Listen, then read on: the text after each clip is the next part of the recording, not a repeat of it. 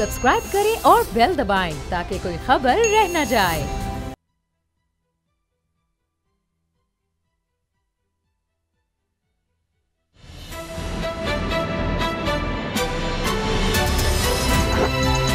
अब पता चला।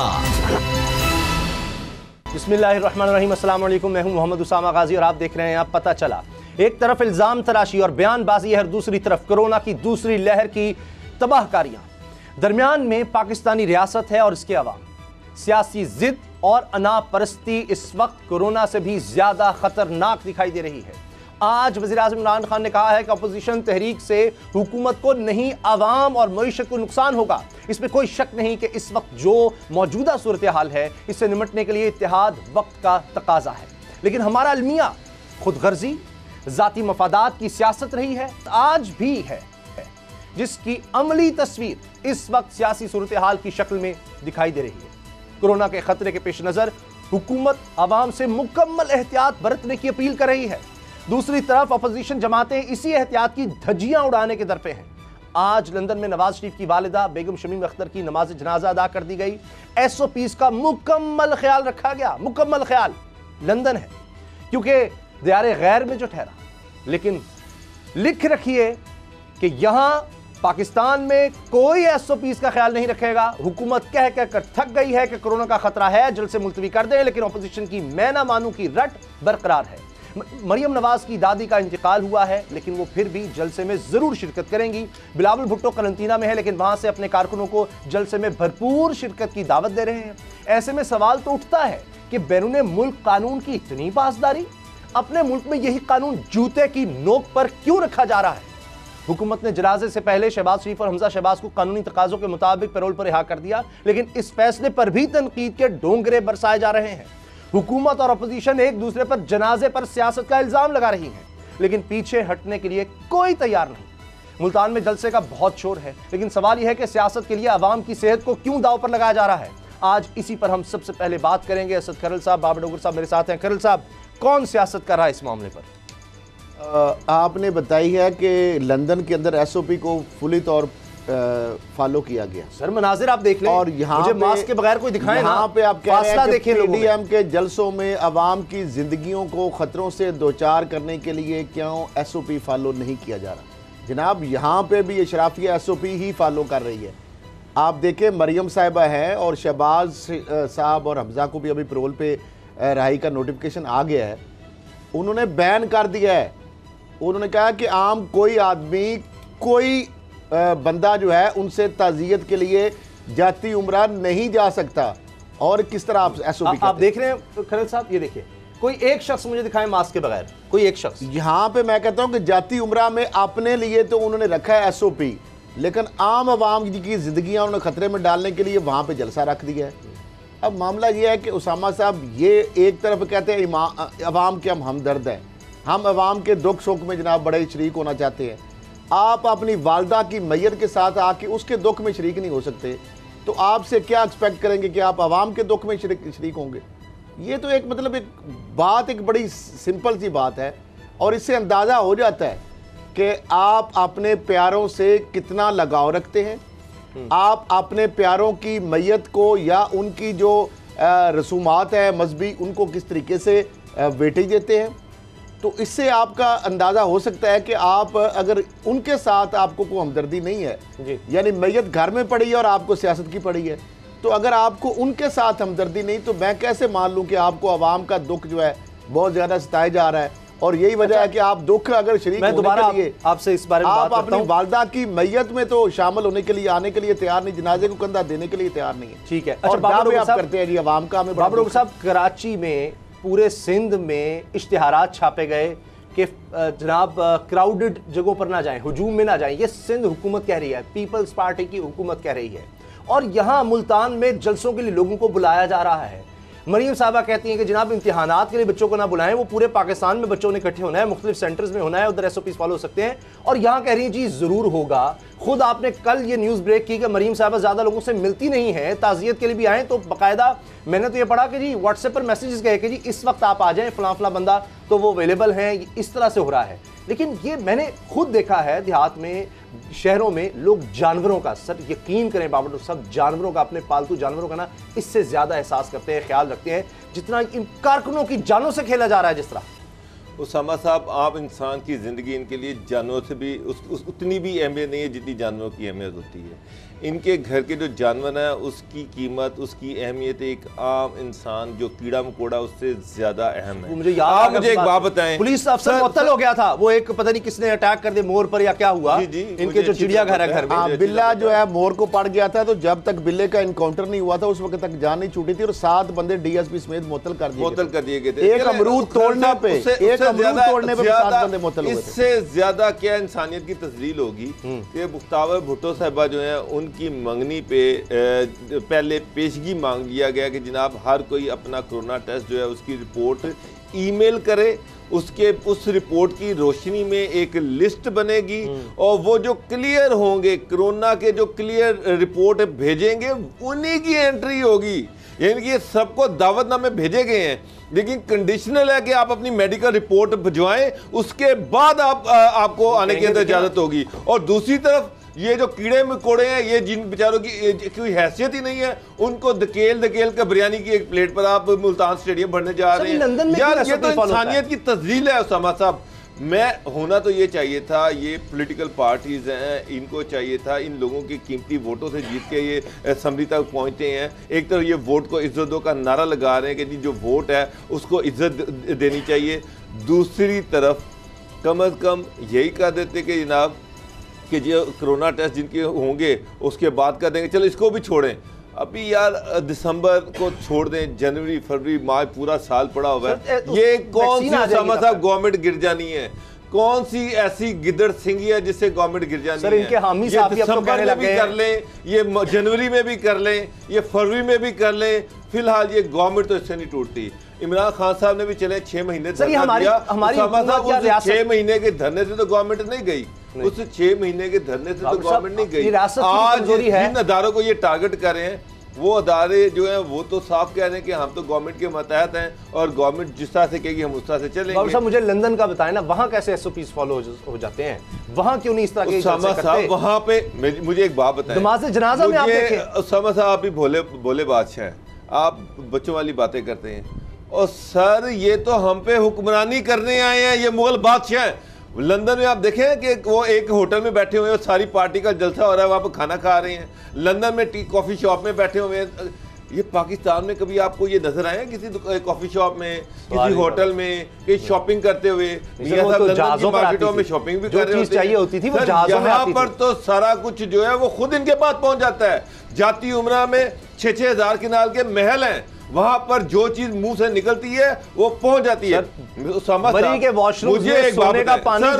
मुझे एक बात, मैंने शहबाज शरीफ के जो सेक्रेटरी थे 10 साल ये वज़ीर आला रहे, मैंने उनसे पूछा, मैं उनका नाम नहीं बताऊंगा, मैंने उनसे पूछा कि सर आप शहबाज शरीफ के साथ रहे हैं, मुझे ये बताएं कि कभी आपने देखा कि शहबाज शरीफ जिस तरह एक नॉर्मल इंसान है, उसकी जेब में पर्स होता है, वो पैसे देता है, बीवियों का खर्चा देता है, उसके बाद घर का खर्चा देता है, उसके बाद घर की चीज़ें आती है, राशन आता है। उसने कहा जनाब ये तो कोई रिवाज ही नहीं है जेब में पैसे रखने का, वो तो सिर्फ हुक्म चलता था।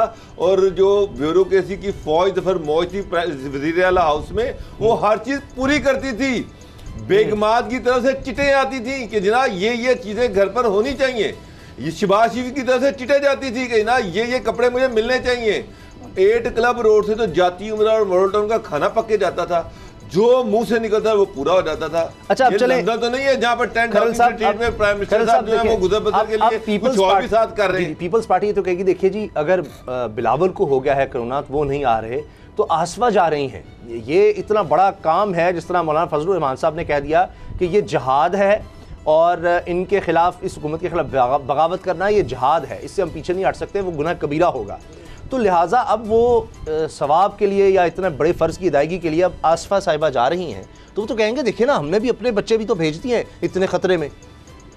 देखिए मामला ये है कि जो बिलावल भुट्टो जरदारी साहब का कोरोना पॉजिटिव और उनका मामूली अलामात है, बहरहाल मामूली हैं जो भी हैं, उन्होंने अपने आप को क्वारंटाइन कर लिया और उनके ना आने का फ़ैसला और आसफा भुट्टो जरदारी साहब का जलसे में भेजने का फ़ैसला, मुख्तार साहब आपको भेज सकते हैं जरदारी साहब।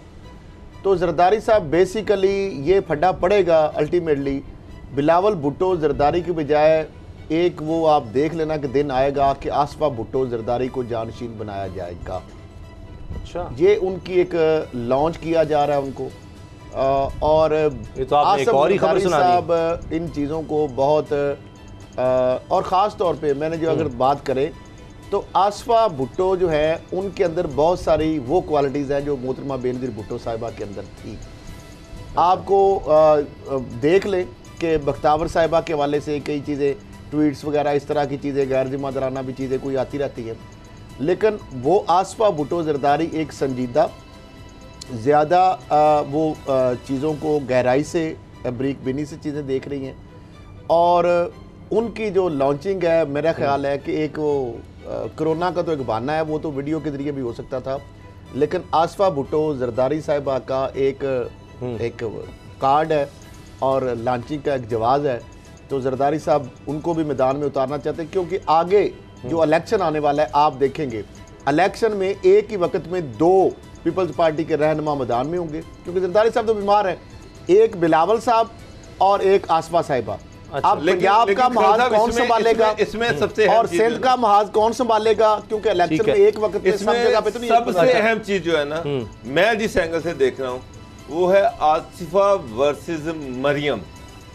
आसिफा में जो मैच्योरिटी है, जो आसिफा में पॉलिटिकल अवेयरनेस है, अब वो मुझे तो मरियम में वो पॉलिटिकल मैच्योरिटी नजर नहीं आई। जो इसलिए मैं कह रहा हूं उनका मुकाबला कल आप मैं तो ये जो मैं परसों जो जलसा है उसमें जो सबसे अहम चीज मेरे लिए ये है कि आसफा के सामने मरियम देखें पता चलता है कि कितनी बड़ी लीडर है।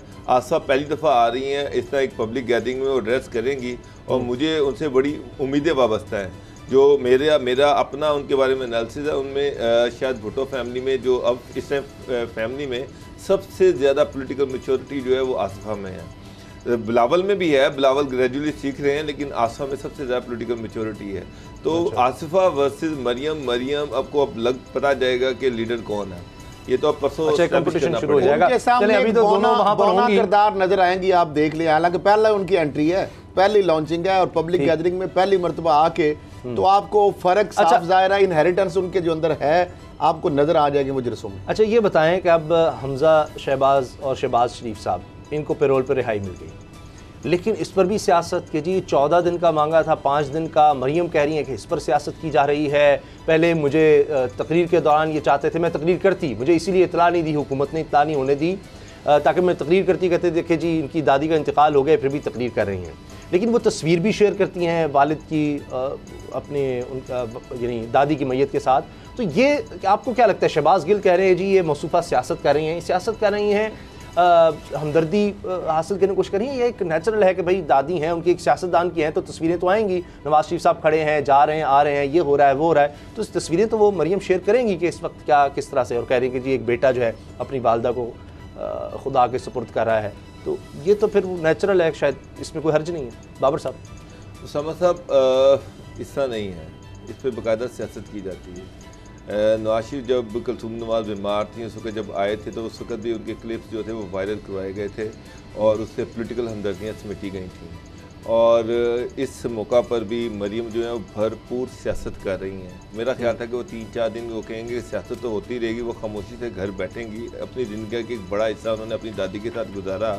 एक उन्स होता है, एक मोहब्बत होती है, एक लगाव होता है जिसके साथ आपने ज़िंदगी गुजारी हो, ख़ासतौर पे जो बड़ा हो घर का। तो मैं ज़ाती तौर पे ये समझ रहा था कि सियासत अब मरियम जो है ना 5-6 दिन जो है वो घर में अमली सियासत में नहीं आएंगी, घर में रहेंगी। लेकिन उन्होंने घर में भी मीडिया को बुलाया, उससे गैर रस्मी बातें की और भरपूर सियासत की। वो कह रही है मेरी जिंदगी का मकसद है, मकसद है, उससे वो पीछे नहीं हट सकती। उन्होंने चचा को भी फोन किया, शहबाज शरीफ को, कि जी आपकी ये पैरोल पर रिहाई पर भी सियासत हो रही है, तो हर चीज सियासत देख रही है। उन्होंने मियां नवाज शरीफ को जब पैरोल पर रिहाई मिली थी, जिस वक्त कुलसूम नवाज की डेथ हुई थी तो उनकी डेड बॉडी पाकिस्तान आई तो मियां नवाज शरीफ जो उनको जो पैरोल पे रिहाई मिली थी वो 5 दिन की थी। मैं तो ये सवाल करता हूँ कि अमीर और गरीब के लिए, हर पाकिस्तानी के लिए एक ही लॉ होना चाहिए। मेरा मतलब है कि आम पाकिस्तानी को जो जेल में अब मैक्सिमम एक दिन और बड़ा कोई इन्फ्लुएंशियल है जिसके बाद बड़ी सिफारिश है तो 2 दिन के लिए आप रिकॉर्ड निकाल के ये वाहिद है जिनके लिए कैबिनेट का इजलास बुलाया जाता है। होम डिपार्टमेंट के पास 2 दिन से ज्यादा का इख्तियार नहीं है, इनके लिए काबीना के इजलास बुलाए जाते हैं। हिपोक्रेसी देखें कि शहबाज शरीफ साहब मुसलसल 10 साल रहे पंजाब के सीएम, रिकॉर्ड निकाल के देख ले, मैंने चेक भी किया है, कभी इन्होंने किसी बंदे को ये रिकॉर्ड निकाले, कभी कैबिनेट का इजलास किसी बंदे के लिए इन्होंने बुलाया हो और किसी को 14 दिन पैरोल पे रिहाई दी हो।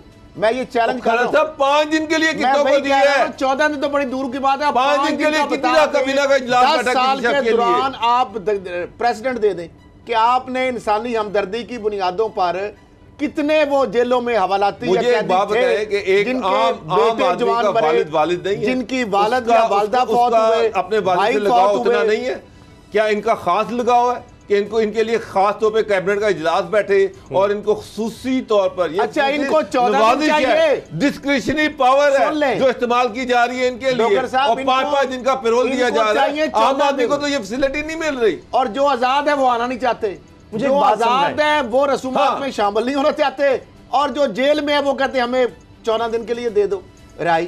ये मुझे समझ में मुझे एक बात क्या नवाज शरीफ साहब की वो सौतेली मां तो नहीं है, यकीनन वो सगी वालदा है ना, बिल्कुल। क्या उनके पोते नहीं है 3 जो उधर बैठे हुए हैं वहां पर जनाजे में शिरकत कर ली है, वहां पे साहबजादे हैं नवाज शरीफ साहब के, एक इस समय उनकी रिश्तेदारी नहीं है। मेन सवाल ये है कि क्या एक आम आदमी के लिए कैबिनेट का इजलास बैठेगा? नहीं, सवाल इन पैदा होता आम जेलों में ये जो 60,000 कैदी हैं इनके जो अगर शहबाज शरीफ साहब ने ये किया होता ना तो आज आप कहने जोगे बनते, आज आप ये बात कर सकते थे तो कि जनाब हमारे खिलाफ इमरान खान इंतकामी कार्रवाई कर रहा है, पीटीआई हुकूमत इंतकामी कार्रवाई कर रही है क्योंकि हमने तो 14-14 दिन और 5-5 दिन बहुत सारे लोगों को इस तरह की पैरोल पे प्रेसिडेंट छोड़ के गए तो बता दें आपको काम करके जाते हैं तो आप किस सर आप बार-बार आम आदमी का जिक्र कर रहे हैं। आम आदमी के लिए ना उस वक्त सिंध में 8 बजे के बाद दुकान नहीं खुल सकती, आम आदमी के लिए अब शादी जो है वो इंडोर नहीं हो सकती, उसमें भी खास तादाद होगी, एसओपीज होंगे, आम आदमी का ये है। लेकिन क्या ये सिर्फ आप नून लीग को, पीपल्स पार्टी को इल्जाम दे रहे हैं? हुकूमत कुछ नहीं कर सकती? एक तरफ सिंध हुकूमत तो चले इश्तिहार छाप रही है जी ऐसी तकरीबात नहीं होनी चाहिए, यहाँ कर रहे हैं, तो लंदन की आप मिसाल देते हैं, लंदन में करें ना यहाँ पे तो आम आदमी मुझे बताएं जब आपने इजाजत नहीं पेशावर की, सर रिपोर्ट्स हैं लेटेस्ट और ये अनडिनाइबल है इंटरनेशनल, पेशावर में इस वक्त पाकिस्तान में सबसे ज्यादा रेट है वबा का, चूंकि जब ये दूसरी लहर शुरू हुई थी उसके बाद जो बड़ा जलसा हुआ है पेशावर में हुआ है। अब ये इतना खतरा है ये मुल्तान में, मैं कहता हूं ये यही सोच लें कि इनके मुझे ये कहते हुए बड़ी शर्म आ रही है, दुख हो रहा है कि इनके वोट कम हो सकते हैं। खुदा रहा ये सोच लें, अगर खुदा अल्लाह ना करे, अल्लाह ना करे या आपके कारकुन इनको कुछ हो गया, कौन जाकर आपके लिए वोट मांगेगा? आपके वोट कम हो सकते हैं, यही लालच में आप सोच लें। मुझे एक बात बताएं, गुजरांवाला का जलसा, पिशावर का जलसा, कोयटे का जलसा, उसके बाद कराची का जलसा, मानसहरा का जलसा, गिलगित बल्तिस्तान के जलसे, कहीं एक जगह पे कोई एसओपी फॉलो हुआ है? कहीं आपने देखा है कि वहाँ पे 10-20 हज़ार का क्राउड है और उन्होंने मुंह पे मास्क पहने हुए थे, उन्होंने वो सैनिटाइज़र उनके पास थे, वो हाथ सैनिटाइज कर रहे थे? कहीं भी नहीं। ये गरीब लोगों को वो भेड़ बकरियों की तरह घेर घार कर बिरयानी की एक प्लेट पर वहाँ ले जाते हैं या और वहाँ पर इकट्ठा करके हुकूमत आने देती है। वाह वाह वाह बाबर साहब सुभान अल्लाह। और हुकूमत जो है कहती है जी क्या करें, ये इतने लोग हैं, तो आम आदमी रोके तो फिर ये रोएंगे कि ये जमहूरियत में जो है लिहाजा फिर मरने दें लोगों को, बोलने नहीं दिया जा रहा और ये जुल्म सितम किया जा रहा है। अब मुल्तान में गवर्नमेंट ने कंटेनर लगा दिए, गवर्नमेंट डिस्ट्रिक्ट गवर्नमेंट इजाजत नहीं दे रही, लेकिन वो कह रहे कि हम करेंगे जलसा। अब दो ही रास्ते हैं, या तो हुकूमत ताकत का इस्तेमाल करे, ताकत का इस्तेमाल करेंगे तो फिर ये सारी दुनिया में शोर मचाएंगे कि देखिए जी ये किस तरह की गवर्नमेंट है, ये तो ये फिरौनियत है। साहब हम बेबस हैं, फिर ये जो कारकुन होंगे हम उनके लिए कुछ नहीं कर सकते और उसके बाद जो फैलेगा, मैं आपको पेशावर के फैक्ट में कोई अपनी तरफ से नहीं कह रहा, ये चेक कर लें, कारकुन मरते हैं तो पेशावर में यहाँ से ज्यादा तादाद होगी पाकिस्तान में। सूबाई दारुल हुकूमत के अंदर आपने सड़कों पे बच्चे जनती माएँ देखी हैं जी? यहाँ पे लाहौर के अंदर जहाँ अरबों रुपए लगा दिया गया, सड़कों के ऊपर, हॉस्पिटल के बाहर, रिक्शों के अंदर बच्चे जनती हमने खवातीन देखी। इनके 10 साल और 30 साल जो दौर था इनका ओवरऑल। उसके बाद आप ये बात कर रहे हैं, ये तो पता कब करते हैं, कैबिनेट का इजलास कब बुलाते हैं? जब पाकिस्तान की और पंजाब की तारीख में शायद ये पहला और आखिरी शायद वाकया हो कि शहबाज शरीफ साहब जब वज़ीर आला थे और उनका फ्रंट मैन जब आहर चीमा पकड़ा गया था तो बाकायदा कैबिनेट का इजलास उनके साथ सॉलिडारिटी के लिए किया गया। ब्यूरोक्रेसी को मजबूर किया गया कि वो स्ट्राइक कर दे, और नैब के साथ हेड ऑन इदारों को खड़ा करने की कोशिश की गई। कैबिनेट का इजलास और उसमें प्रोटेस्ट किया गया, बाकायदा इजलास बुलाया गया वन-निकाती एजेंडे के तहत हंगामी बुनियादों पर, जिसको शहबाज शरीफ साहब ने चेयर किया। एजेंडा ये था कि ये करप्शन की जो है इसकी बुनियाद पर जो आज चीमा साहब हमारे फ्रंटमैन को पकड़ा गया है, इसकी हम भरपूर मजम्मत करते हैं। एक बात और बाकायदा ब्यूरोक्रेसी को मजबूर किया गया कि आप तालाबंदी करें, आप स्ट्राइक पे चले जाएं। ये डोगर साहब कभी आज तक इस तरह की मिसाल देखी है आपने? अच्छा, बात आप इस तरह करते हैं जब और अपनी बात बारी सामने आई आती है। है। अभी शहबाज गिल साहब कह रहे हैं कि इन्होंने तो मांगा ही एक दिन पहले था पैरोल पे रिहाई, शहबाज शरीफ साहब ने, तो फिर ये खुद ही उन्होंने एक दिन पहले मांगी है जी, जनाजे से एक दिन पहले। तो जो उन्होंने मांगी पैरोल अच्छा, पे उस रिहाई, दिन की उनको भी- देर है तो 5 दिन तो खत्म हो जाना थे, फिर क्या करते? फिर तो 1-2 दिन रह जाने थे। नहीं, मतलब बात ये है कि कैबिनेट ने बड़ा वाइड डिसीजन लिया था। कैबिनेट ने अपने डिसीजन में कहा था कि जब डेड बॉडी उनकी जो है मैयत जो है वो आएगी, तो जिस दिन वो पहुंचेगी उससे 12 घंटे पहले हम इनको पैरोल पे रिहाई दे देंगे, तो ताकि ये ज़्यादा से ज़्यादा टाइम अपने घर पर गुजार सकें और जो लोग आ रहे हैं उनके साथ ताज़ीम कर सकें। शहबाज शरीफ साहब ने इस चीज़ को माना ही नहीं, उन्होंने खुद कहा कि एक दिन पहले, वरना ये भी कह सकते थे उस जनाजे वाले दिन से मैं चाहता हूँ, उनको 5 दिन मिल रहे हैं, जहाँ उन्होंने कहा जिस तरह रिहाई चाहिए 5 दिन के लिए। उन्होंने ये कहा कि जनाब हम इनको एयरपोर्ट पर रिसीव करना चाहते हैं। गवर्नमेंट ने कहा ठीक है, आप जाके एयरपोर्ट पर रिसीव कर लें। तो गवर्नमेंट तो फैसिलिटेट कर रही है। उसामा साहब देखें, लॉ जो है उसने प्रवेल होना है, जो कानून है उसी के तहत आपने उसी के दायरे में रहना है। ये तो कहेंगे कि मुझे 6 महीने के लिए जनाब पैरोल पे रिहाई दे दी जाए, तो 6 महीने के लिए तो नहीं दी जा सकती। तो कैबिनेट बाबर साहब मुझे एक बात बता दें, ब्रेक हो जाएगी। आपको लगता है कि मुकदमा दर्ज होंगे जब एसओपीज पर अगर अमल नहीं होता? वैसे ही गैर कानूनी इजाजत के बगैर आप पहले पर्चे उसके बाद, और यार ये इस गवर्नमेंट में इतनी सख्त नहीं है कि ये पर्चे दर्ज कर सके। यानी वहाँ पर मास्क किसी को दे रहे हैं, सैनिटाइज कर रहे हैं, नहीं कर रहे हैं, कोई चीज सर कुछ नहीं होना। तो फिर सर उन्होंने आना है, मैं आपको बता रहा हूँ, ये कंटेनर मैं आज कराची के लोगों का क्या सर मुझसे सिनेरियो ले लें, सिंध का, मुझे पीर वाले दिन का सिनेरियो ले लें, मैं अभी आपको दे जल्दी से सर ब्रेक। सिंध से लोग डेलीगेशन आ रहे हैं, जो है साउथ पंजाब से, ये सारे लोग इकट्ठे करेंगे, लोगों का एक जमे को फिर आएगा, कंटेनर पड़े हुए हैं, कंटेनरों को हटा के परे करेंगे और बुनियाद स्टेडियम में जाके जलसा शुरू कर देंगे। गवर्नमेंट जो है वो बेबसी से तमाशा देख रही होगी, डिस्ट्रिक्ट एडमिनिस्ट्रेशन जो है पीछे हट जाएगी, और इन्होंने आखिरकार अल्टीमेटली उनको इजाज़त दे देनी है और उन्होंने वहाँ से जलसा करके घर चला जाना है, और बाद में पूरा पाकिस्तान उसको भुगतेगा, मुल्तान उसको भुगतेगा, वो जो सिंध से लोग आए हुए सिंध इंटीरियर भुगतेगा। मुझे एक बात बताएं, एसओपी तो ये होने चाहिए, तो समझ 1 मिनट, एसओपी क्या होते हैं? एसओपी ये होते हैं कि जो जिस इलाके में है वो उससे बाहर ना जाए। जी जी। अब ये जो सिंध से डेलीगेशन आएंगे और इसमें जाके लोग जो घेर के लेके आएंगे सरकारी कंटेनर के अलावा कहीं, वो जब वापस, तो क्या वो सिंध में क्या लेके जाएंगे? बिल्कुल से इनके तो मुलाजिम को करीब आएंगे और मास्क के बगैर आज गुस्सा कर जाते हैं। ब्रेक का वक्त है, और देखिए कि जिनमें कोरोना टेस्ट पॉजिटिव आया उनको तो घर भेज दिया बिलावल हाउस से, लेकिन बाकी लोग जो हैं उनके लिए वो चीज़ नहीं, वो बाकी जिस तरह बाबर साहब कहते हैं कीड़े मकोड़े। ब्रेक लेते हैं, ब्रेक के बाद बात करेंगे 500 अफसरान जिन्होंने प्ली बार्गेन की सिंध हुकूमत के खिलाफ, और इन अफसरान के खिलाफ MQM चलेगी अदालत। ब्रेक के बाद बात करेंगे।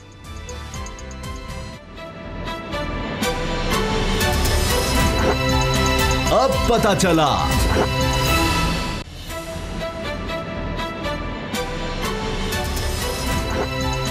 अब पता चला। MQM पाकिस्तान की तरफ से सिंध हाई कोर्ट में दरखास्त दायर की गई है कि 500 अफसरान हैं, 500 अफसरान हैं सिंध हुकूमत के जो प्ली बार्गेन कर चुके हैं, यानी करप्शन में पकड़े गए और उसके बाद पैसे देकर प्ली बार्गेन करके कि चलें जितनी करप्शन की उसका कुछ हिस्सा देकर, और उसके बाद जनाब छूट गए और अब वो दोबारा पोस्टिंग्स में हैं। हैरान कुन बात है।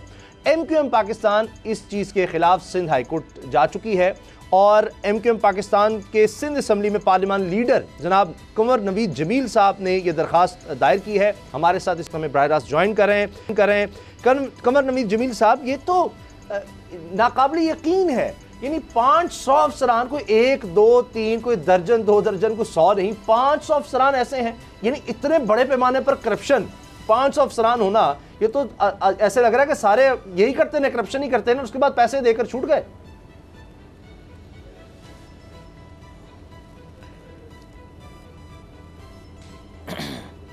जी, असल में पहले से सुप्रीम कोर्ट की गाइडलाइन मौजूद है, और सुप्रीम कोर्ट ने स्पेशली हुकूमत सिंध को ये हुक्म जारी किया था कि जो अफसरान प्ली बारगेन कर आएँ उन्हें नौकरियों से बर्खास्त किया जाए।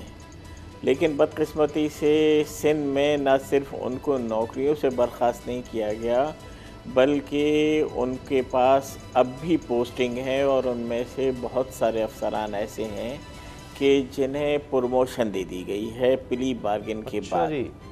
तो अब ये चूँकि हम ये समझते हैं, MQM ये समझती है कि पाकिस्तान की जो तबाही बर्बादी है उसमें उसकी सबसे बड़ी वजह करप्शन है कि करप्शन ही सिंध में और पाकिस्तान में लोगों के हालात तब्दील नहीं होने दे रही है। करप्शन की वजह से ही सिंध में तामीर व तरक्की का काम नहीं हो रहा है।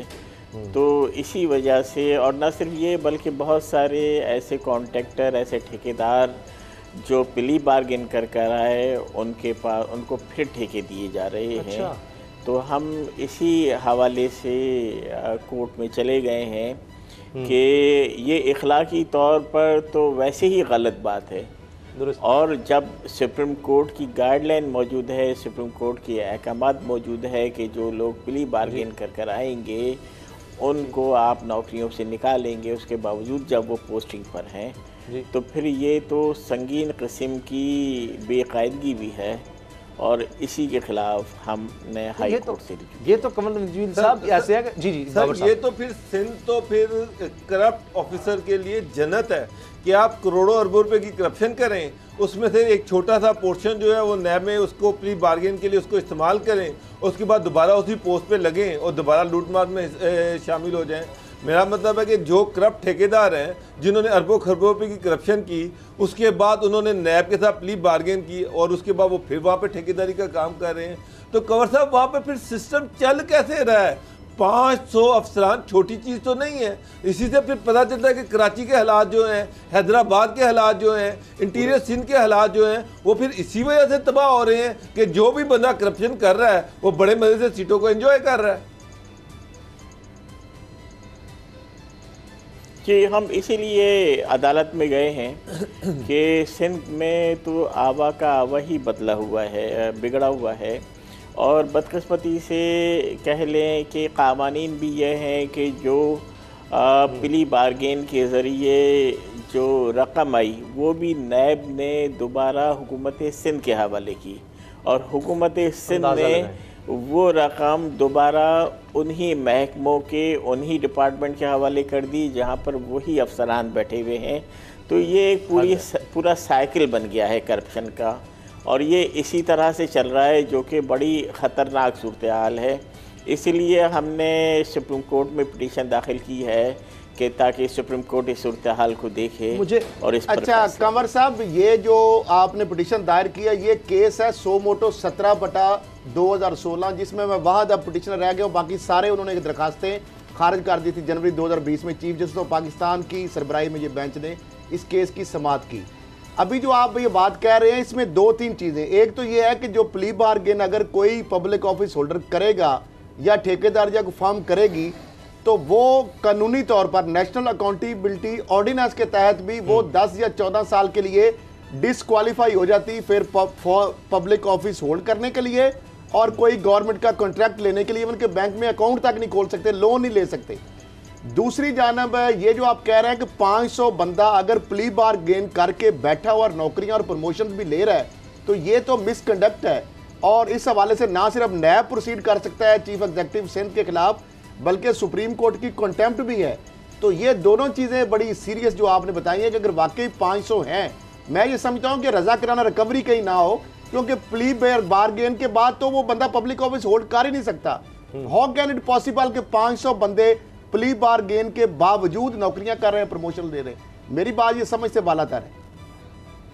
जी देखिए हमने इसीलिए ये पिटीशन लगाई है, और हम हाई कोर्ट में गए हैं कि इस बेकायदगी का अदालत नोटिस ले और उन तमाम अफसरान के ख़िलाफ़ तादीबी कार्रवाई की जाए, और हुकूमत सिंध के ख़िलाफ़ भी इस हवाले से तादीबी कार्रवाई की जाए कि ये तो एक करप्शन का पूरा साइकिल बना दिया है कि लोग करप्शन करें, फिर वो पकड़े जाएं तो पिली बार्गेन करें, फिर दोबारा आ जाएं, फिर उन्हें दोबारा पोस्टिंग मिल जाए, और उसके ना सिर्फ पोस्टिंग मिल जाए बल्कि उनके प्रमोशन हो जाए और वो वहीं बैठे रहें, और फिर नैब भी वो पैसा दोबारा हुकूमत सिंध को दे दे, हुकूमत सिंध उन्हीं डिपार्टमेंट को दे दे, और फिर वो पैसा उन्हीं मुलाजमीन के पास आ जाए और फिर वो करप्शन करें। और यही नहीं बल्कि बहुत सारे कॉन्ट्रैक्टर भी ऐसे हैं कि जो प्ली बार्गेन कर आए, अब वो हुकूमत सिंध में ठेकेदारी कर रहे हैं और उनको ठेके भी दिए। अच्छा, ये जाली अकाउंट्स में मैं खरल साहब से ये पूछना चाह रहा हूँ कि खरल साहब नैब की स्पेशलिटी है, खरल साहब क्या नैब भी नोटिस ले सकती है कि ऐसे लोग जो उनके साथ प्ली बार्गेन करके वॉलंटरी रिटर्न भी हो सकता है, जो खरल साहब कह रहे हैं वॉलंटरी रिटर्न जिम्मेदारी है, नैब की जिम्मेदारी है कि अगर बंदा को प्ली बार्गेन करके वो नौकरी पे रहता है तो ये नैब की, क्योंकि नेशनल अकाउंटेबिलिटी ऑर्डिनेंस जिस तरह नवाज शरीफ है, मरियम साहब आपने देखा उनको disqualify for public office hold, NAB का हर वो केस जिसमें प्ली बार्गेन होगी वो बंदा गिल्ट एडमिट करता है, इसलिए वो किसी सूरत अपनी जॉब पे नहीं रह सकता। लाहौर में और इसको परसू करना नैब की रिस्पांसिबिलिटी है। लाहौर में नैब खुद मिसकंडक्ट का मुर्तकब होगा सुप्रीम कोर्ट में। लाहौर में भी एक डीआईजी थे एफआईए में, वो भी नैब के साथ प्ली बार्गेन करके आए थे, प्ली बार्गेन और थोड़ा सा फर्क दोबारा वो एफआईए में तैनात हो गए और इसलिए इस पे मैंने करवाई हुई है, स्टे भी कराया। वो रजा कराना जो रिकवरी होती है ना, वीआर, ठीक है, रजा कराना रिकवरी के अंदर वो बंदा ऑफिस अपना होल्ड कर सकता है, ठीक है, पहले ही दे दे, केस शुरू होने से पहले जो है प्ली बार्गेन केस के बाद है, नहीं कर सकता, ठीक है, प्ली बार्गेन केस के बाद है, और अगर शुरू में वो पैसे दे देता है, वॉलंटरी रिटर्न कर देता है, तो फिर उसमें अभी कानून में चले जो भी है, सुप्रीम कोर्ट ने इसको इन प्रिंसिपल तो इसलिए आप गए हैं अदालत की, ये चीज गलत है कि एक बंदा पैसे दे रहा है और एक तरह से एडमिशन है कभी मैंने करप्शन की। कमल साहब, ये महकमा खुराक में भी हमने देखा, जो आप मिसाल दे रहे हैं कि जी पैसा रिकवर होता है उसी महकमे में चला जाता है, वही लोग ठेकेदारों की बात करें, हमने देखा जाली अकाउंट्स में इतने ठेकेदार आए, वो उनकी तरफ से पैसे आ रहे थे जो सरकारी ठेके लेते थे। लेकिन ये बताएं, आप पार्लिमानी लीडर हैं सिंध असेंबली में एमक्यूएम के, तो आपने वहां नहीं आवाज उठाई सिंध असेंबली में? मैं मानता हूं कि पीपल्स पार्टी के लिए कभी भी करप्शन के खिलाफ कोई एक्शन लेना कभी उनके हिस्सा नहीं रहा, लेकिन बिलावल के होते हुए वो कह रहे हैं कि जो मर्जी होता रहे। देखिए, एक तो कोरोना की वजह से अब सिंध असेंबली के रेगुलर इजलास हो नहीं रहे। बहुत अरसे बाद, कई माह के बाद सिंध असेंबली का एक इजलास हुआ एक दिन के लिए, वो भी हुकूमत सिंध को एक करारदाद अपनी लेकर आनी थी। तो जब असेंबली के इजलास नहीं हो रहे, वरना हम उठाते सिंध असेंबली में भी, लेकिन उसका नतीजा नहीं निकलना था, इसलिए कि रिगिंग के बाद और सिंध में सिंध के अर्बन इलाकों के साथ जो डीलिमिटेशन में ज़्यादती होने के बाद एमक्यूएम के ख़ास तौर से ऐसी पोजीशन नहीं रह गई है कि वो आवाज़ तो उठा सकती है कि वहाँ पर जाकर वो कोई कानूनी तब्दीली करा सके। लेकिन बहरहाल अदालत का रास्ता सब लोगों के पास खुला हुआ है। हम कई माह तक इस बात का मज़ीद इजलास इंतज़ार करते कि कोरोना की सूरत हाल बेहतर हो और उसके बाद जाकर इजलास हो, और इजलास में भी हम आवाज़ उठा लेते। तो जबकि सुप्रीम कोर्ट की गाइडलाइन मौजूद है, वो आपने बिल्कुल सही फरमाया, ये सितंबर के महीने की 2016 की, तो इसी को हमने बुनियाद बनाकर अदालत में चले गए। अब ये अदालत की ज़िम्मेदारी है कि वो नैब से भी पूछे और हुकूमत सिंध से भी पूछे। आप अच्छा, इसमें एक और चीज़ भी आपने ये भी कहा कि ये जो इंटीरियर सिंध के जो डोमिसाइल पर नौकरियां लेते हैं, वो बाद में जो शहरी इलाकों में आते हैं, कराची या हैदराबाद में आते हैं, पोस्टिंग लेते हैं, वहाँ पर फिर वहाँ पर डोमिसाइल भी बनवा रहे हैं और वहाँ उन शहरों का डोमिसाइल ले रहे हैं, और ये जाली डोमिसाइल है, और ये कराची या हैदराबाद के जो वहाँ के लड़के हैं उनके, और ये तो बड़े अरसे से इस्तेसाल हो रहा है। ये बात तो ठीक है ना कि डबल कोटा ले लेते हैं, एक तरफ इंटीरियर सिंध का भी ले लेते हैं और दूसरी तरफ शहरी कोटा, उसमें भी दोनों वो आ जाते हैं, और इसीलिए ज़्यादा। जी कमर साहब, मुख्तसरन मुझे ब्रेक लेनी है। जी कमर साहब, देखिए, एक तो मैं आपको ये बता दूँ कि ये कोटा सिस्टम जो है पूरे पाकिस्तान में सिर्फ सिंध में राइज है, इसलिए कि दही और शहरी तो पूरे पाकिस्तान में ही है कि दही इलाके भी हैं, शहरी इलाके भी हैं। लेकिन पीपल्स पार्टी की हुकूमत ने ही ये आकर 1973 में 72 में ये कोटा सिस्टम राइज किया, और उसको फिर इन्होंने मुख्तलिफ़ क़वानीन से सपोर्ट दी, और ये जब से 50 साल हो गए हैं ये चले चला जा रहा है।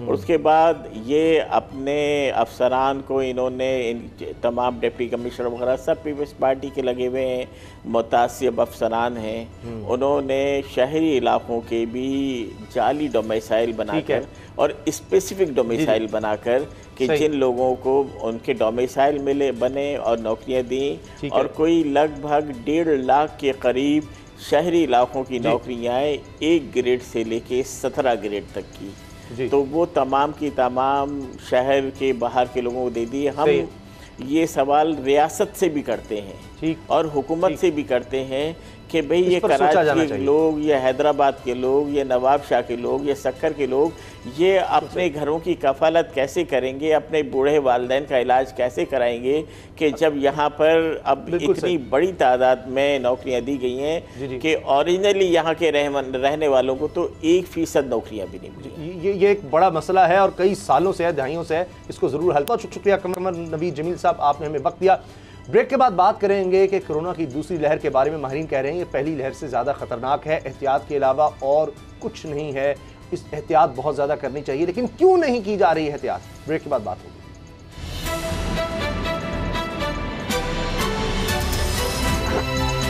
अब पता चला।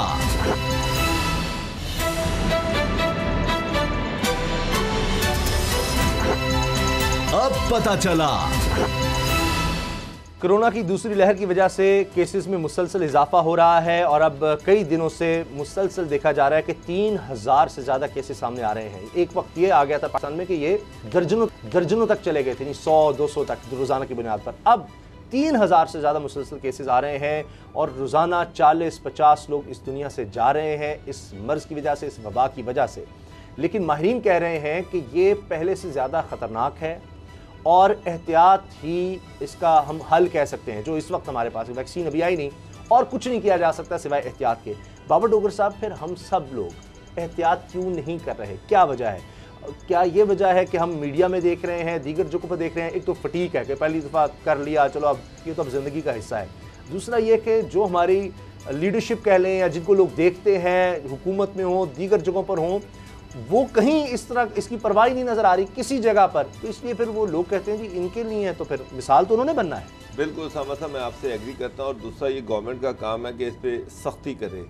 मुझे एक बात बताएं, लाहौर में आपने कॉलेजेस बंद कर दिए, आपने स्कूल बंद कर दिए, आपने जनाब शादी हॉल जो है वो बंद कर दिए कि जी ओपन में शादी करें, शादी हॉल के अंदर शादी नहीं, और तादाद भी कम। मैं आज मैं एक शादी से आया हूँ, कोई SOP पे कोई पाबंदी नहीं कर रहा, ना पाबंदी करवाई जा रही है ना पाबंदी हो रही है, कोई अवेयरनेस लेवल है ही नहीं है।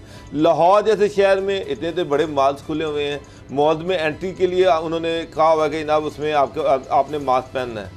अंदर दुकानदार जो हैं, अंदर जो वहाँ पर वेंडर्स हैं, वहाँ पर जो दूसरे सेल्समैन हैं, किसी ने मास्क नहीं पहना हुआ। आप सड़कों पर देख लें, मार्केटों पर देख लें, मगर सारी दुनिया में आप तमाशा बने कि यहाँ से आपके 6 खिलाड़ी गए हैं, वो जाकर कोरोना का शिकार हो गए। सर उन्होंने CCTV से देखा है, उन्होंने कहा कि भाई मास्क के बाद ये भी इजाजत नहीं है कि अगर रूम पर में आपके कोई आया खाना देने तो आप मास्क के बगैर वो खाना भी नहीं ले सकते, दरवाजा भी नहीं खोल सकते आप मास्क पहने बगैर। SOP पर अमल दरामद हो रहा है। आप अगर इस तरह से अमल दरामद ना हुआ तो 14 दिन के बाद देखिएगा, दिसंबर के दूसरे हफ्ते में जो हेल्थ माहिरीन है पाकिस्तान वो कह रहे हैं कि सिचुएशन इंतहाई खतरनाक होगी और ये कोरोना जो है ये म्यूटेट करता है, म्यूटेट कर चुका है। मैं बेताशा से लोग हैं जो 7-8 दिनों में जिनकी डेथ हो रही है। ऊपर से मौसम ऐसा है, पहले गर्मी का मौसम था, वो उसमें कोरोना ओपन में अगर आप छींक मारते हैं, आप खांसते हैं तो उसकी सर्वाइवल जो थी वो चंद घंटों पर थी। मौसम बदल गया है, उसकी सर्वाइवल का टाइम ड्यूरेशन बढ़ गया है, उसकी वजह से वो पहले से अब ज़्यादा ख़तरनाक है। दूसरी तरफ से देखें, पंजाब गवर्नमेंट है, वहाँ पर गवर्नमेंट की तरफ से मुझे तो कुछ तरह के ख़ास स्टेप्स नज़र नहीं आ रहे। स्मार्ट लॉकडाउन है, वो भी कोई इस तरह से इफेक्टिव नहीं हो रहा। गवर्नमेंट को चाहिए सख्ती करे, ये शहरियों पे नहीं छोड़ सकते आप कि जी लोग खुद ही अमल दरामद करेंगे। शहरी नहीं करते होते, वाले भी करते होते। सर ये हुकूमत का काम होता है, लोगों की जिंदगियों को बचाना ये हुकूमत का काम है, ये शहरियों का काम नहीं है। अगर लोग ऑपरेशन करना पड़ेगा, दवाई भी दी जाती है, हुकूमत ये नहीं बना सकती, इंश्योर नहीं। अगली में 2 बातें, मैकडोनल्ड और KFC पाकिस्तान में ही है, वहाँ पे लोग लाइनों में खाना लेते हैं, पैसे भी देते हैं और लाइनों में खड़े होते हैं ना, वहाँ पे गवर्नमेंट तो नहीं होती। उनकी मैनेजमेंट होती है। तो इस तरह आप शॉपिंग मॉल की जो मैनेजमेंट है वो इंश्योर करे अपने सारे मुलाजमीन को मास्क पहनाए, वो इंश्योर करे। जिस तरह बैंक्स के बाहर आप जाते हैं वो कहते हैं जी मास्क लगा के अंदर आए। अगर खुद से इदारे इंडिविजुअली, हर बंदे का रोल है, मैं अगर मास्क पहन के नहीं जाता तो ये मेरा फॉल्ट है। हर बंदे को गवर्नमेंट पॉसिबल नहीं है, सोसाइटी को भी अपने भाई मास्क जिम्मेदारी के लिए आगे मैं ये नहीं कह रहा कि कारोबारों पे पाबंदी लगा दें, मैं ये नहीं कह रहा कि कारोबार बंद कर दें, निजाम जिंदगी को मुअत्तल कर दें, इकोनॉमिक साइकिल को रोक दें। डंडे मैं ये कह रहा हूँ लोगों को ये एनफोर्समेंट करें कि ये सारी अब हमने हमारी जिंदगी का हिस्सा है कि हमने मास्क पहनना है, ये हमारी जिंदगी का एक लाजमी हिस्सा है कि हमने अपने हाथों को सैनिटाइज करना है। ये चीज़ जो है अगर कोई नहीं करता, जिसकी वजह से दूसरों में कोरोना पैदा होने का खदशा है, तो फिर उसको तो जेल जाना पड़ेगा। तो अब इस्लाम ने तो कई सौ साल पहले नहीं हो सकता दिनी फ्रीजा में यार 5 टाइम अगर आप नमाज पढ़ते हैं तो वजू करते हैं 5 टाइम, तो वैसे ही आप सैनिटाइज हो जाते हैं। ये इस्लाम ने तो बहुत पहले से, यानी सफाई मान है, और इस्लाम के अंदर ये सारी चीजें कॉन्सेप्ट जो है ये मौजूद है। अमल उसको इस तरह अगर फॉलो कर लें, 5 टाइम अगर आप हाथों को सैनिटाइज कर लें तो मेरा ख्याल उससे भी आप बहुत सारी मास्क कंपल्सरी जिंदगी का हिस्सा बना लें, कंट्रोल कर सकते हैं। यानी अगर आज ये 3000 केसेस सामने आ रहे हैं तो इनको हम कंट्रोल कर सकते हैं और ये चंद 100 पर आ सकते हैं अगर हम सब मास्क पहनना शुरू कर दें। जब पब्लिक में जाए, जब बाहर आप निकले तो मास्क अगर पहना जा सके, लेकिन हम इतना भी नहीं करते। अब कोई बहाना तो है नहीं, कोई ना ये कहा जा सकता है कि जी ये अब पहुंच से आगे है, बड़े महंगे हो गए मास्क। यानी सड़क पर मैंने फकीरों को भी देखा है कि वो इसलिए कि चलो अब तो 5 रुपए में मास्क मिल जाता है। आम मास्क जो है बहुत सस्ते हैं, चीप रेट्स पे मिल जाते हैं। बात तो ये है कि नहीं रह गई। अगर कोई जा रहा है, जिस तरह आप कह रहे हैं, देखिए शॉपिंग मॉल्स है, बैंक्स है, ग्रोसरी स्टोर है, मंडियां हैं, वाला कह दे लिखा तो है बाहर। मैं जब स्टोर में जाता हूं हर स्टोर के बाहर लिखा हुआ है, क्योंकि हुकूमत आएगी देखेगी जी मास्क, वो भी कहते हैं गाह खराब ना करें, मास्क के बगैर आप नहीं आ सकते। लेकिन लोग जा रहे हैं, लेकिन लोग जा रहे हैं, बावजूद जा रहे हैं, वहां पर जाके शॉपिंग कर रहे हैं। तो समझ सर ये तरक्की करती है। अब न्यूजीलैंड की मिसाल देखें, उन्होंने तकरीबन बिल्कुल खत्म कर दिया, और अब वो इसीलिए ये खतरा पैदा हो गया कि वो वसीम खान साहब को कहना पड़ गया, जो ये हमारे क्रिकेट बोर्ड के इस वक्त हेड करें एक तरह से।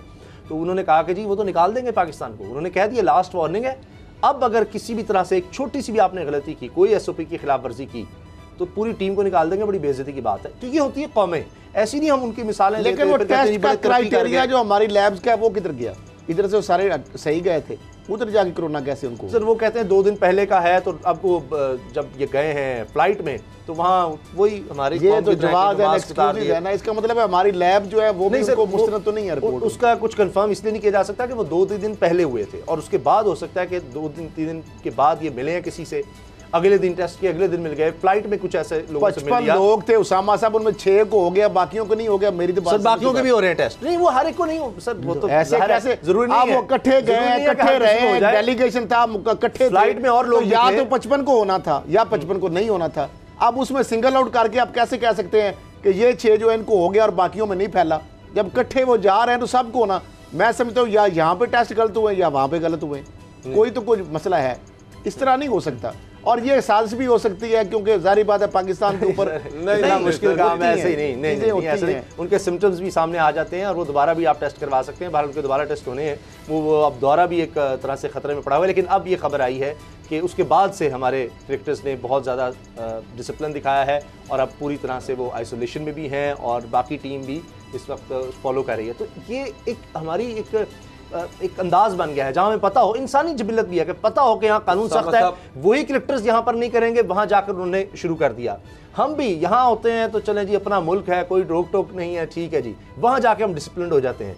तो हमने शुरू में जिस तरह से अपने जनाब नून लीग की लीडरशिप की मिसाल दी, यहाँ कुछ वहाँ कुछ, तो वो ही हमें एक रवैया नज़र आता है। अगर हम अपने मुल्क में ही वो ही चीज़ें इंप्लीमेंट कर लें जो हम बाहर जाके कर रहे होते हैं, हम इशारे भी नहीं तोड़ रहे होते वहाँ जाकर, हम SOPs की भी खिलाफ वर्जी वहाँ पर नहीं कर रहे होते, तो अगर अपने मुल्क में कर लें तो हम बड़ा बेहतर हो सकते हैं। दुनिया ने सराहा है हमें, वर्ल्ड हेल्थ ऑर्गेनाइजेशन ने कहा पाकिस्तान ने बहुत अच्छा किया है। कोरोना के हवाले से अमेरिका या यूरोप में आप देखिए बड़ी सख्ती है, वो बड़ा सख्ती से गवर्नमेंट इस पे अमल दरामद करवाती है, और जो वायलेट करते हैं उनके खिलाफ एक्शन लिया जाता है। बदकिस्मती ये है कि यहाँ पर हुकूमत जो है ख़ुद बेबस नज़र आ रही है।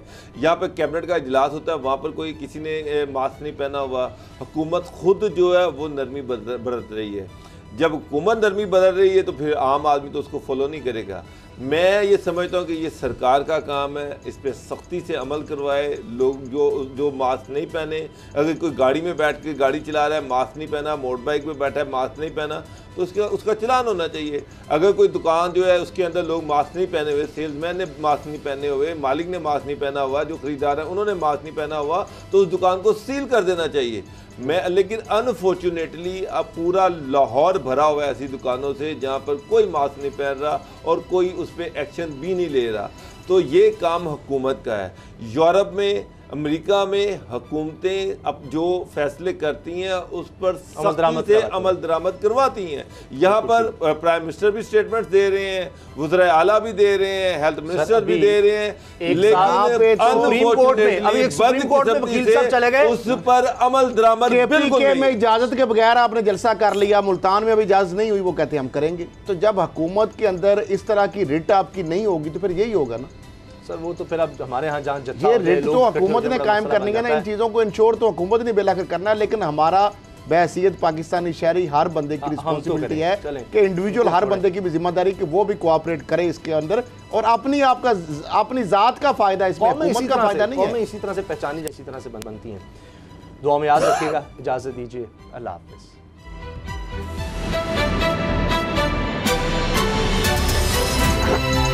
अब पता चला। सब्सक्राइब करें और बेल दबाएं ताकि कोई खबर रह न जाए।